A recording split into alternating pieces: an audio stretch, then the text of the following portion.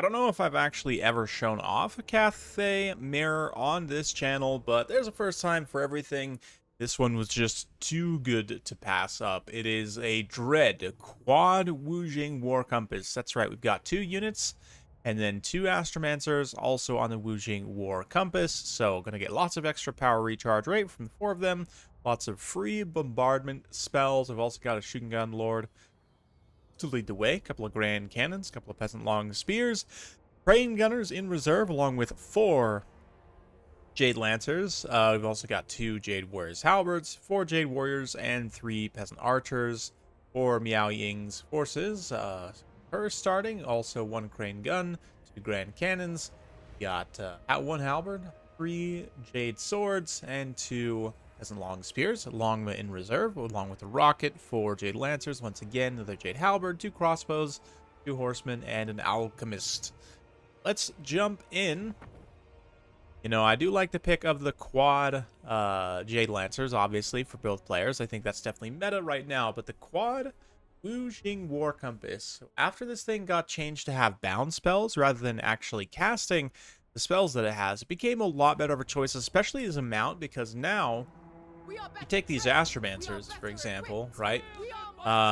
They can take spells if you want. Neither of them actually chose to do so here, but they do both have Cloak of Pomé, so they'll be getting tons of extra Winds of Magic. But obviously they both get the 2 free uses of Celestial Comet and Celestial Lightning. And then, yeah, they could choose to cast spells as well if you wanted to, like I have in the past. Just taken only the 1 Astromancer on a compass for my only caster, but here today for the free bombardments, and lots of them. See how their forces deploy here.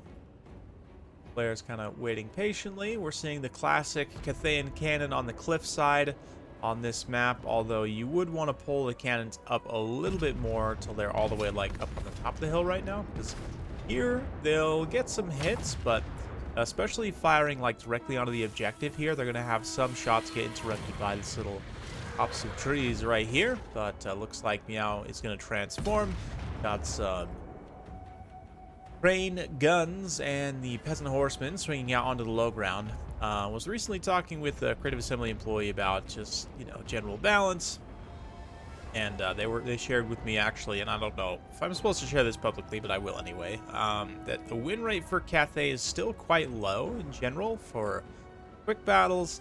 That being said, it goes from like in the 20s and 30s for most matchups all the way up to like a 45% win rate for the people who are taking Jade Lancers, right? So unfortunately, they can't select for how many Jade Lancers they're taking, but if you're taking at least 1 Jade Lancer, you get like a extra 20% chance to win, pretty much, just from that one thing. So pretty interesting. Looks like we're gonna have a Missile Mirror being cast, or no, it looks like Ancestral Warrior summon directly onto the cannons here to shut them down. That's a pretty good use of that value.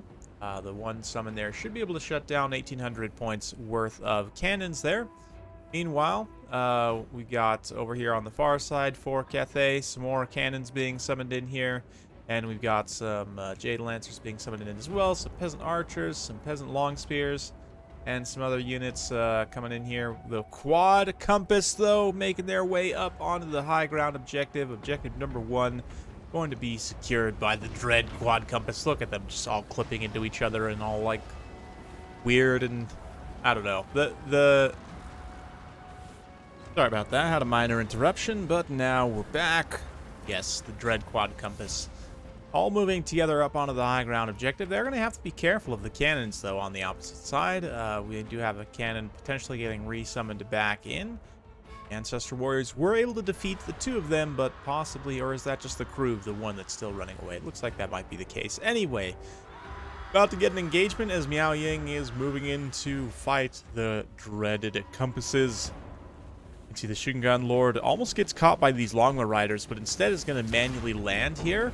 And it looks like we're going to have Storm of the Night to be cast here to debuff speed. Storm of Shadows, rather, in order to heavily debuff the speed. And you can see that the Astromancer and the Wujing Compass is actually just moving into combat. They're able to catch a few of the Longma Riders on the ground. Just the most jank I've ever seen. Now, cannons for the Jade forces here. I forget the Jade Guardians, I think is the name of the banner. I forget. Anyway, Peasant Horsemen trying to move through and get on those cannons, getting shut down very quickly by the Jade Lancers. Good stuff there. Miao Ying also moving through to try and shut down those cannons, but what that means is they're going to leave these infantry high and dry against the unstoppable, unbreakable, no, not exactly, but you know what I mean, the might and power of the Dread Compasses. You might think that the Halberds would do well here, and generally you would be right, but, you know, of course, they could just drop a couple of free bombardments there and pretty decisively and easily win that fight. That being said, cannons do get terrified away for the Shogungan's forces here. More Peasant Long Spears trying to come up and reinforce, but they're not going to be able to get there in time. The cannons might actually rout just fully out the field, and we missed it. Oh, man, we missed already. One drop of Comet here. He's sort of the mist left over in all these routing units, so I apologize. I will keep a wide view from now on, primarily, so we can see the compasses when they're going to be using those nasty free spells. Meanwhile, over here, we've got some more Jade Warriors, the Jade Lancers moving in, Peasant Horsemen, trying to just see them back, see them off, keep from getting camped. The Meow player here, as we miss another bombardment there in the distance, might have just barely caught that in the corner. Meow here is heavily pressuring and just getting up into the Shogungan's deployment zone, which, you know, I definitely understand. With Cathay versus Cathay, generally, Cathay's very slow, right? So if you can keep them bottled up in their deployment zone, even if you're not necessarily winning on army damage value, you can still get ahead on objective far enough to win. But you do have to be careful of the catch-up mechanic in this situation here. The green player, right? The home team player hasn't quite got any extra supply from the comeback mechanic yet, but it's definitely something to be aware of, which is unfortunate. Now, I do hope that Creative Assembly either just scraps the mechanic entirely or seriously nerfs it to the point where it's not that much of a factor in battles, because currently it is too much of a factor in battles, absolutely. But let's check in with the compasses here and try and figure out if we can see which one. Okay, so this Astromancer used a spell. He's got 50 kills. This one has got 25 kills, so I think it probably used a spell as well. But still plenty of game time left. More battles of the deployment here, as we got Storm of the Night, or Storm of Talons being used. Whatever it is. I forget the names of the new spells. There's way too much going on now, guys. Anyway, all these cavalry for Meow's forces, though, I mean, they're doing a good job generally of keeping everyone distracted, but they're not actually doing all that much damage, and they're taking some significant damage in return. So let's see. At the very least, the Dread Compasses are able to secure this high ground objective pretty decisively. Cannon has been brought back, though, and it's now in a position to fire. Look at this, though. Nice, heavily stacked up block of formation attack. Halberds just gets blasted by halberds and spears, actually. Just gets, halberds and swords, rather, gets blasted by the lightning there. Ride the lightning full-on Metallica style, and they just run for the hills, because, you know, when they're so tightly bunched like that, you can hit the entire unit. Same thing over here. Jade Lancer is relatively small for cavalry model size. They are going to get blasted by lightning once again, and it pretty much kills every single unit model it makes contact with, so not too comfortable there for Meow's forces as the cavalry starts to take more and more damage, but at the same time, in terms of objectives, they are pretty far ahead, and like this Jade Swordsman push over here, is it really going to do too much to secure this objective? Yes, it will do some, but definitely I mean, they don't really have the capture weight to fully recapture that. Cannons also coming in, threatening the true killing power of this army, of course, which is the compasses. That being said, Meow is still fighting in the back line with the cavalry here, still just preventing the Jade Guardians from getting any of their infantry actually to the objectives, right? Trying to reinforce any of these points, which is maybe going to work. I mean, Meow is already halfway to victory in terms of tickets, but you can see that she is now feeding Jade Guardians extra supplies, so something to be aware of anytime you're in this type of situation. Jade Warrior is going to be fighting with the Jade Lancers here, and of course, the compasses getting involved as always. They do have magic attacks. The base one do? No, only the so the difference here, you'll notice, is that the Astromancer actually has 300 weapon strength, which is pretty legit, and magic damage. Not that that matters too much here, but Certainly the higher weapon damage does matter for the splash attacks, just actually like dishing out damage in melee. Another reason why now I'm such a big fan of that mount for the Astromancer, but Meow's going to come in, do some pretty good damage to one of them. Maybe if the compasses all got like a big surround on her, they could deal with her, but right now it looks like she's going to possibly be able to deal with the one. Over on the far side, as we saw, kind of the forces of Meow able to win out there, although we do have some cavalry pushing forward, trying to get at those crane guns. The peasant horsemen shut them down momentarily. Oh, here we go. Storm of the Night going to be used on these crossbowmen.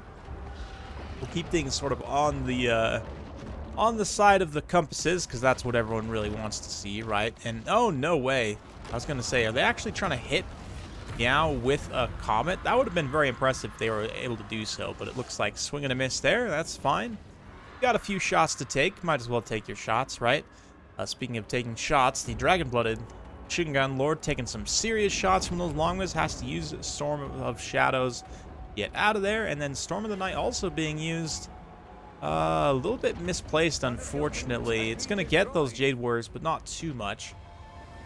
Meanwhile, over on the far side, checking in with compasses. We've still got 2 compasses here online. The Astromancers, though, it looks like we're probably taken out by Meow Ying. Another comet drops there. Almost completely missed it again. Does manage to just one-shot those Jade Halberds there. Pretty good stuff. Meow's still alive. Still got plenty of HP left. Really not in any danger of dying anytime soon. The Jade Guardians, though, are in danger of losing the game if they don't start to get on all these objectives. So definitely maintaining this top ground objective. Oh, it looks like we do have one Astromancer still hiding in the woods there. Okay, so just only one compass has been taken out at this late stage of the battle. But we have infantry now advancing, finally able to get past Meow's blocking cavalry detachments and get onto the objective. Same thing over here. Jade Warriors just in time are starting to provide some extra capture weight, and this is very, very good Cathay play right here. This is a mistake a lot of Cathayan players will make. They'll just move up and start shooting. You have to move your missile infantry onto the objective to provide the appropriate amount of capture weight, and a nasty Storm of the Night coming in as well. That's perfectly placed to just completely eviscerate that infantry blob. And the compasses, I think this one must be out of stuff to cast. Otherwise, I couldn't see why it would be kind of sacrificing itself in this way. It looks like we've got some return cannon fire. Meow's going to go shut that down, possibly. A Storm of Shadows on her also is going to lead to her getting heavily speed debuffed. But looks like, yeah, this compass must be out of ammunition, so to speak. Out of charges of various celestial bombardments. Over here, too, it looks like we've got the triple cap fully executed. Yeah, he did manage to get all 3 objectives. So now, Jade Guardians got to switch over to defense and try and fend off the counterattack here. For Meow's forces, I think bringing in all this artillery at this late stage, potentially a mistake. You do have a lot of units which are routing and shattered, though, so I don't know. Might not have that many units to actually summon in, but we'll keep a wide view and try and watch for some more bombardments. Shamefully, I've missed far too many of these drops, but we'll try and catch a few more. Another comet strikes there, hits a few horsemen directly, takes them down, and at the very least is going to lead them to rethink their life decisions and force them to move off of the objective. And even that in and of itself can be enough, right? In this sort of late stage where you're just desperately trying to defend. These 2 low ground objectives are pretty well secure. Cathay doesn't really have any forces strong enough to threaten. But the cavalry engagement up on the high ground is where things will be decided. So another lightning strike. Blasts, a little bit of friendly fire there, but certainly does enough to rout this other unit of Jade Lancers. Meow going to come down and try and finish that foul Astromancer's cart. Storm of the Night going to be used as well to try and catch these Jade Lancers, but they're taking cannon fire. They do manage to mostly avoid that area of effect, though, and execute a charge now on Meow. Get a nice little surround. Ooh, good placement. Almost a full-on skill shot. Actually does get a good chunk out of that unit there with that bombardment. Another bombardment being dropped. So the Jade Guardians just going all out at this point, using all of their drops from those compasses to make sure they can maintain this capture and make sure they secure the objectives get the win. If they were to let even one objective fall for a short amount of time, that would allow Miao Ying to get back into this game and most likely win. Like over here, these clutch Jade Halberds defending the corner of the objective in the woods against Cavalry. I actually love this.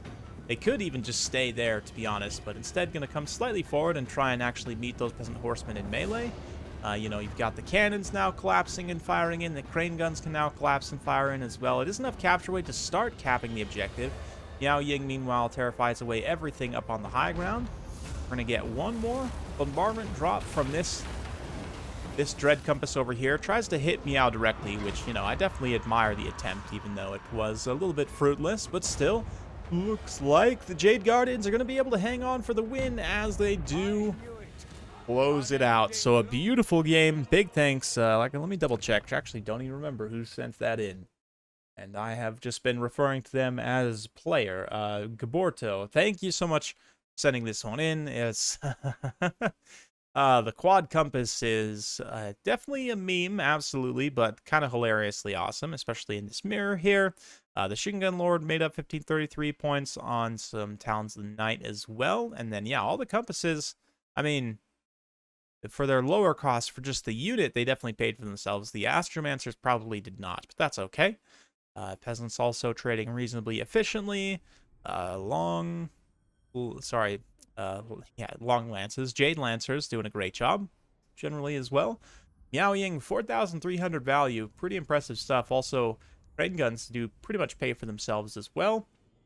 Cannons have a little bit of a tougher time. Nice summon early on with those Ancestral Warriors to take out the cannons and keep the compasses safe. Likewise, longbows did manage to get some good value back, but unfortunately we're able to quite close out Shingun Lord there, and well, at least in time, I should say. Peasant Horsemen also really fantastic in this mirror. I'd probably actually max like 4 Jade Lancers and 4 Peasant Horsemen. That's just me personally. Let me know what you guys think in the comments down below of this mirror of the dreaded quad compass. Truly a thing of beauty. Hopefully you guys enjoyed this. If you like this sort of content, be sure to like, subscribe, hit that bell notification button every time I upload a new video. You'll be notified. Thanks again. We'll see you next time.